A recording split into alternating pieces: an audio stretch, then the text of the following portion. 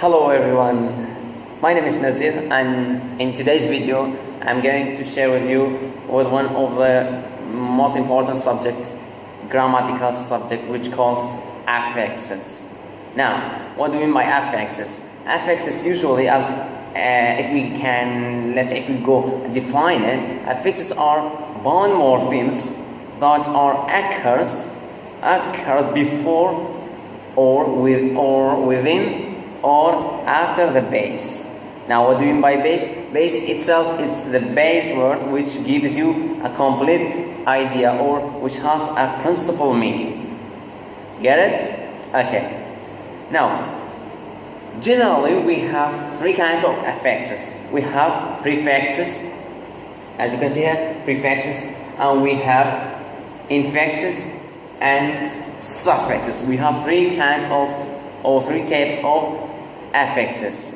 Okay, first one, it's prefixes. Prefixes usually when we add prefixes at, let's say, before the base. Before the base, when we add some certain bond morphemes such as in or im or in, etc. We have a group of bond morphemes when we add at the beginning of the base becomes prefix. For example, if I give you an example like, for example, happy. Yes, happy, it's adjective, right?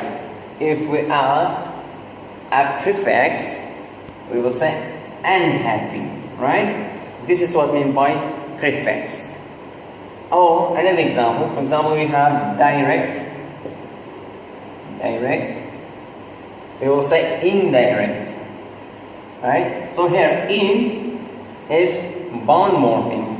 Now, what do you mean by bond morpheme? Bond morpheme, usually the morphemes that they don't have meaning. It cannot stand alone. It cannot give you complete meaning. Whereas base, it has a principal meaning. It can stand alone. This is what we mean by prefix. Prefix and base. Okay. Now here we will say this one is prefix, and this one is base. This is the base of it. Okay. Understand, guys? Okay. Let's go to the second one, which calls infix. Infix, as I mentioned before, infix are some certain words we have in English language, in English grammar. Of course, now we are dealing with morphology, right? For process of word formation, right? So affix is one of types of you can make new words, right? By adding either prefix, infix, and suffixes, right? It's okay. The second one is infix. You have some certain words in English language, when you, for example, change into plural, the changes will let's say happen inside the word, right? For example, you have this word. You have man. If we say man, it is singular, right?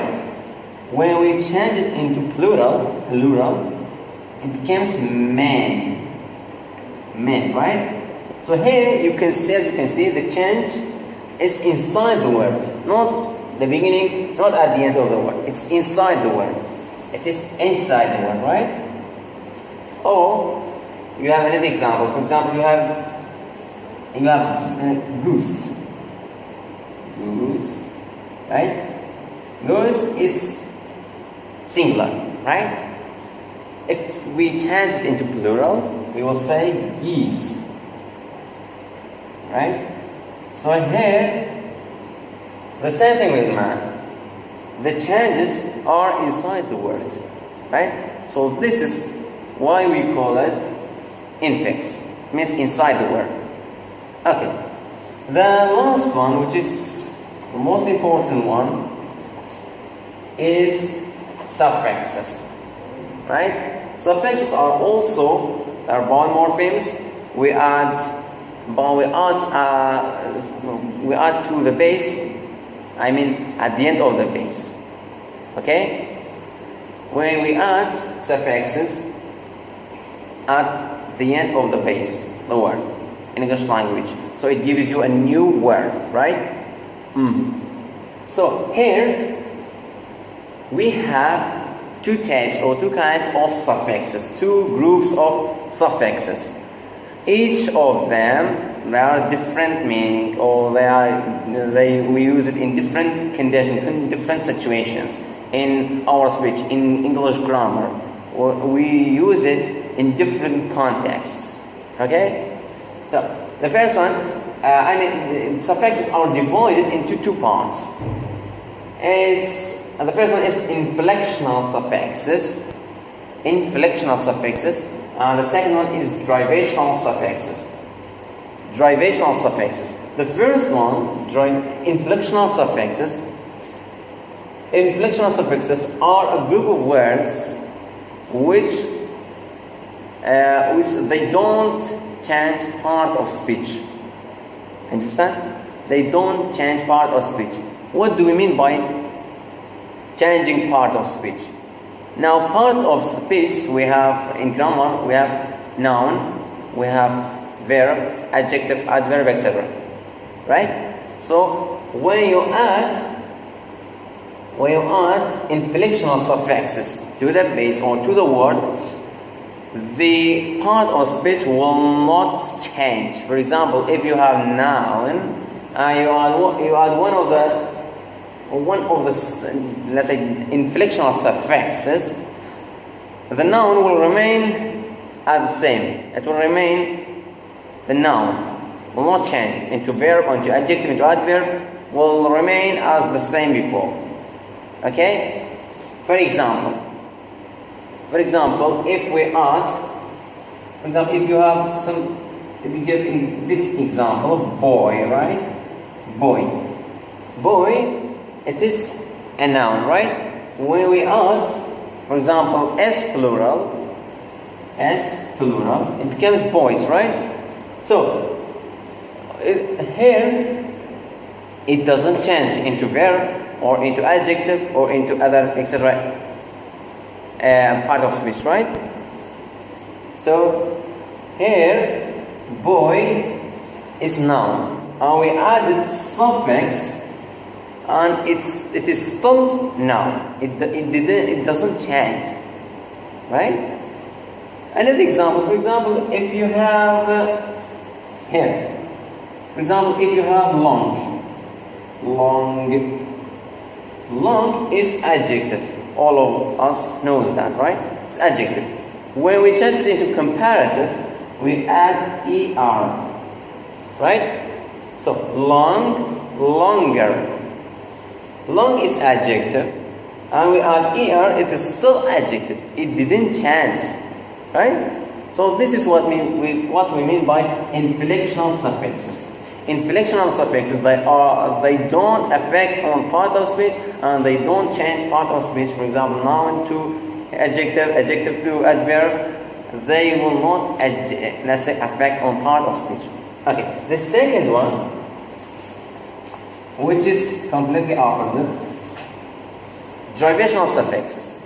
Derivational suffixes, there are a group of let's say morphemes, group of suffixes which they change part of speech. This time they change part of speech. For example, if you have verb, when you add derivational suffixes, they will change from verb to noun. A simple example, for example, if you have teach, right? If you have teach, so teach here is verb, right? When you add one of the derivational suffixes, for example, if you add er, it becomes teacher, right? In this case, it changes into noun, right? It becomes teacher. So teacher, all of us we know it is noun, right? Another example, one of the traditional suffix, for example, if you say daily, right? If you add ly to day, the first one was noun, and the second one changed it into adverb, right?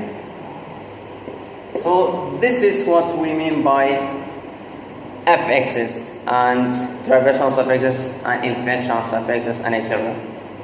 Okay? Hopefully you got some advances from me and some benefit from me, and thank you for watching me. Hope subscribe my YouTube Nazir English, and now I have my own account on Facebook, Nazir Surji, and thank you. Have a good